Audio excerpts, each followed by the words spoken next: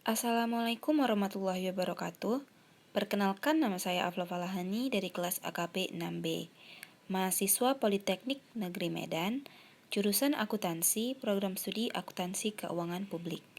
Pada kesempatan kali ini, saya akan mempresentasikan makalah saya yang berjudul Pengendalian Internal Siklus Persediaan dan Pergudangan. Sebelumnya, saya akan memaparkan daftar isi terlebih dahulu. Yang pertama yaitu bab 1 pendahuluan, yang kedua bab 2 tinjauan pustaka, yang ketiga bab 3 pembahasan, dan yang keempat bab 4 kesimpulan dan saran. Langsung saja ke bab 1 pendahuluan. Di dalam bab 1 pendahuluan terdapat latar belakang masalah. Latar belakangnya adalah setiap perusahaan mempunyai tujuan dalam melakukan aktivitasnya. Tujuan utama bagi perusahaan adalah untuk memperoleh laba yang optimal dengan menggunakan segala kemampuan, metode-metode, dan alat-alat yang dimilikinya untuk mencapai tujuan tersebut. Perusahaan perlu mengendalikan segala kegiatan yang ada di dalam perusahaan. Dengan demikian, perusahaan harus menyadari perlunya melaksanakan manajemen yang baik dengan menerapkan pengendalian internal yang memadai. Pada saat organisasi perusahaan relatif kecil dan sederhana, segenap aktivitas perusahaan dapat dikelola secara langsung oleh pemilik perusahaan itu sendiri karena transaksi yang terjadi belum terlalu banyak. Pemilik merangkap langsung sebagai manajer perusahaan, secara langsung mengelola dan mengawasi kegiatan perusahaan agar sesuai dengan yang direncanakan. Akan tetapi, dengan semakin besar dan kompleksnya operasi perusahaan, volume kegiatan semakin meningkat dan semakin banyak masalah yang timbul dalam perusahaan.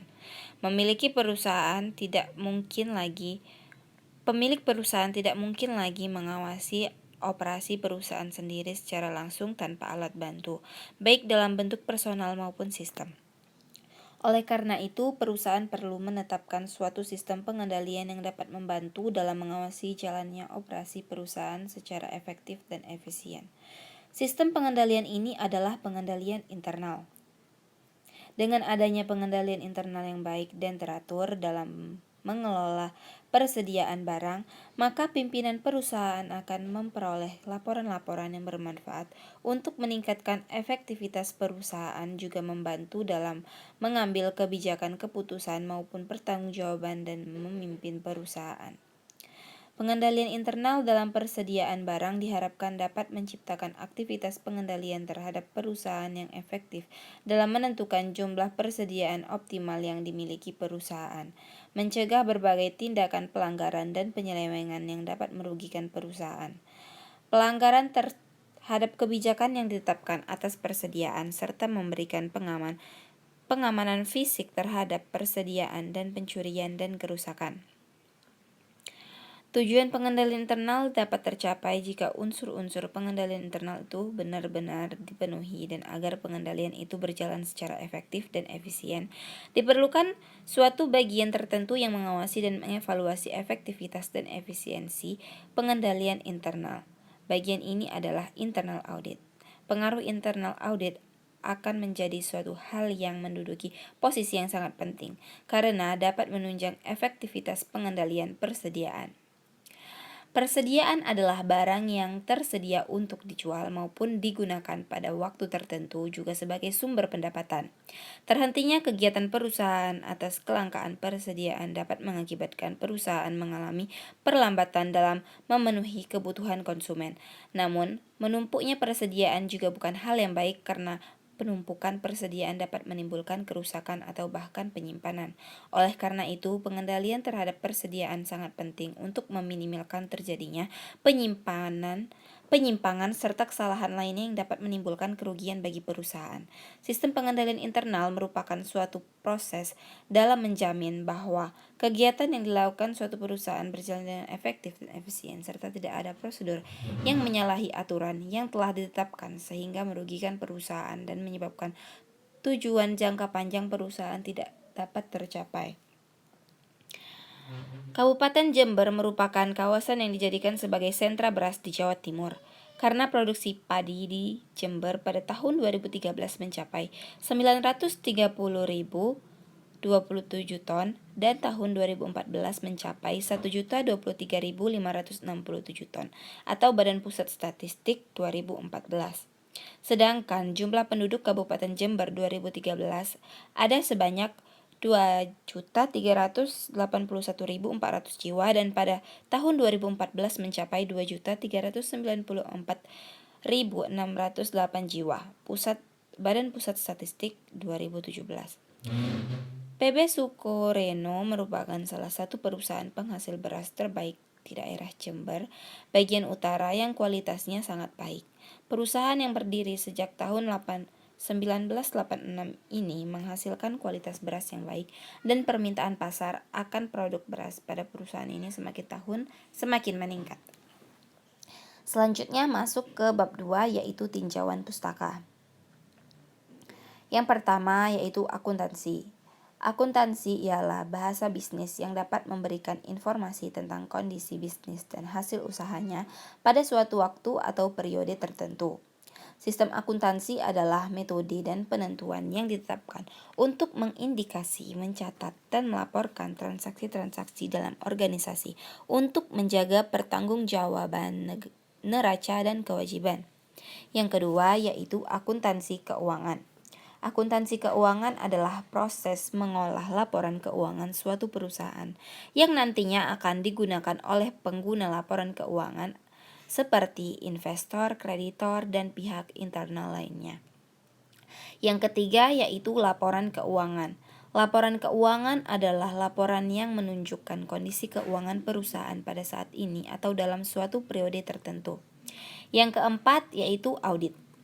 Audit merupakan tugas utama seorang akuntan publik, karena dengan fungsi ini seorang akuntan publik mempunyai kedudukan khusus memberikan pernyataan pendapat terhadap kelayakan atau kewajaran laporan keuangan berdasarkan standar auditing yang berlaku umum.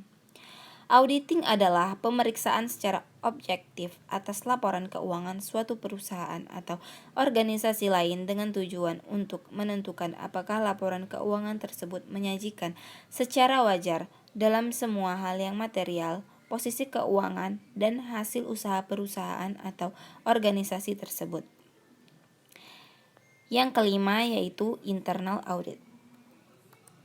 Dalam internal audit terbagi atas 3. Yang pertama yaitu pengertian. Pengertian internal audit menurut beberapa ahli. Yang pertama, menurut Hiro Tugiman, internal audit merupakan suatu fungsi penilaian yang independen dalam suatu organisasi untuk menguji dan mengevaluasi kegiatan organisasi yang dilaksanakan. Yang kedua, menurut Institute of Internal Auditors, aktivitas konsultasi dan assurance yang objektif dan independen yang dirancang untuk menambah nilai dan memperbaiki operasi organisasi disebut internal audit.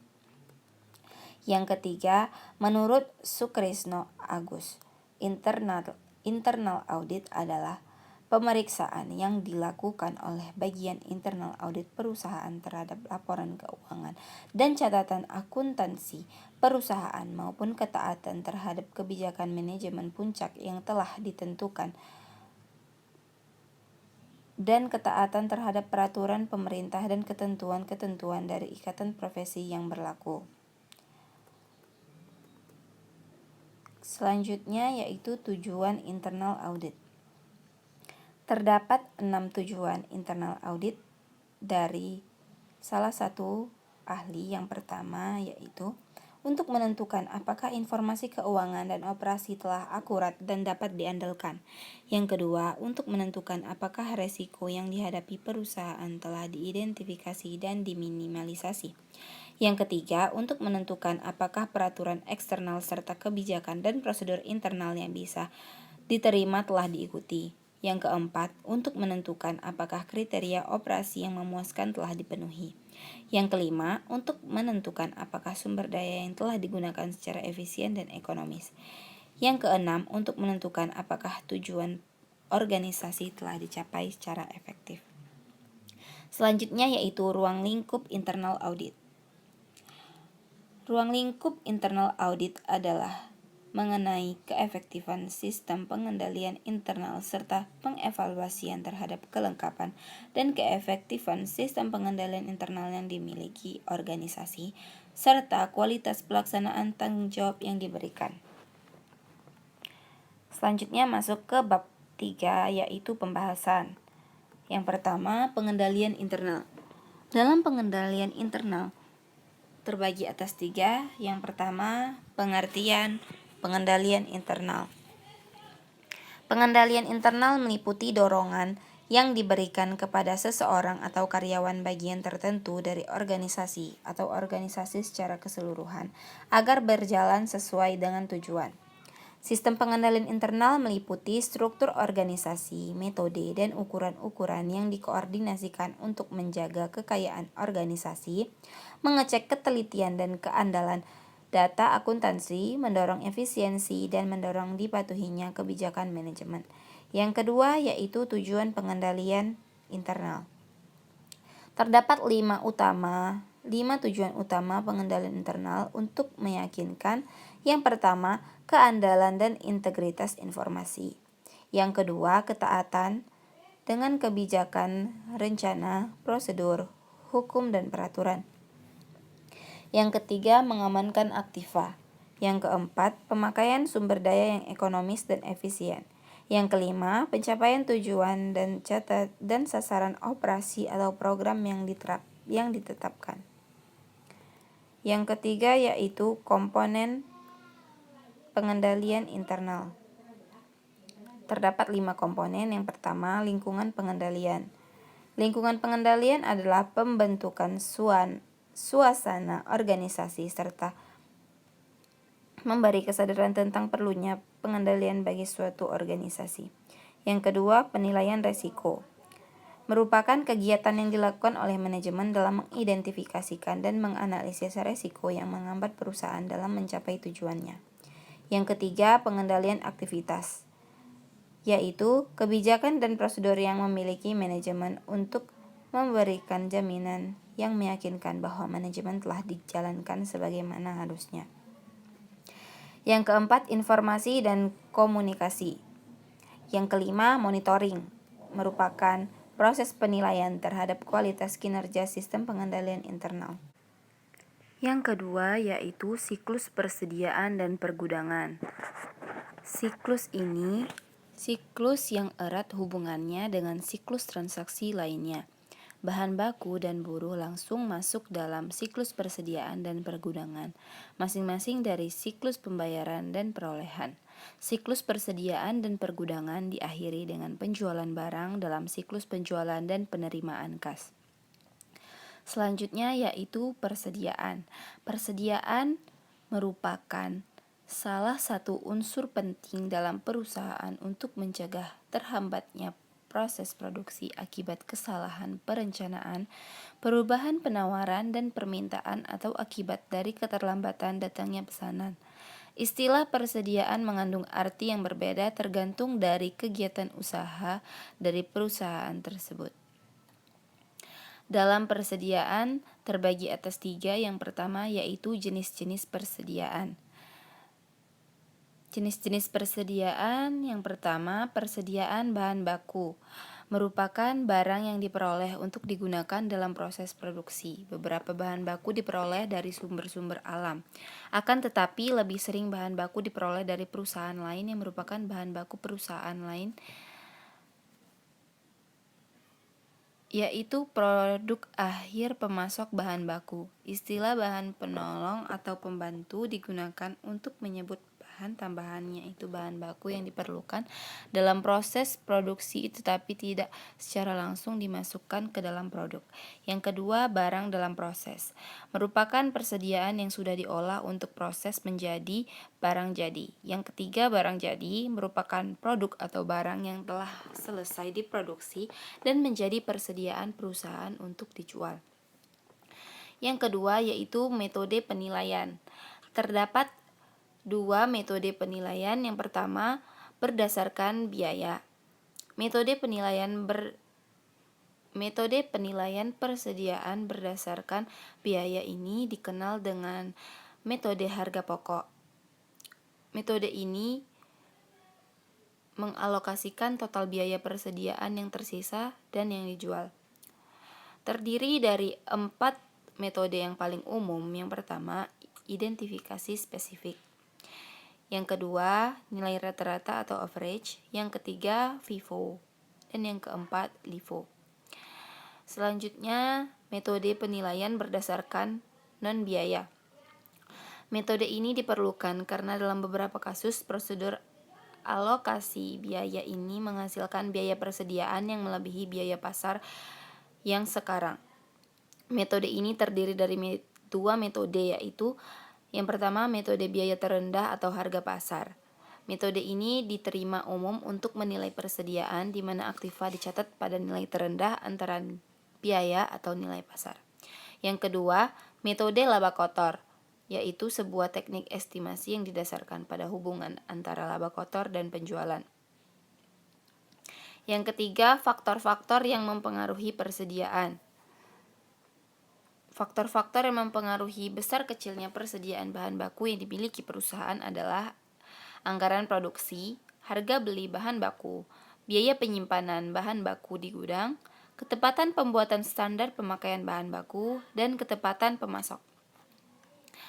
Selanjutnya yaitu bab 4, kesimpulan dan saran.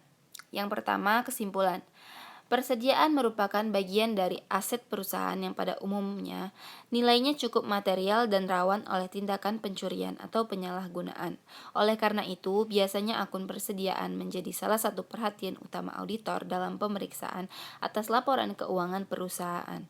Persediaan merupakan salah satu sumber pendapatan bagi perusahaan manufaktur ataupun perusahaan dagang karena hal ini memang sudah menjadi kegiatan utama dari perusahaan. Secara keseluruhan, pengendalian internal persediaan barang dagang berjalan efektif. Hal ini ditunjukkan dengan telah diterapkannya unsur-unsur pengendalian internal.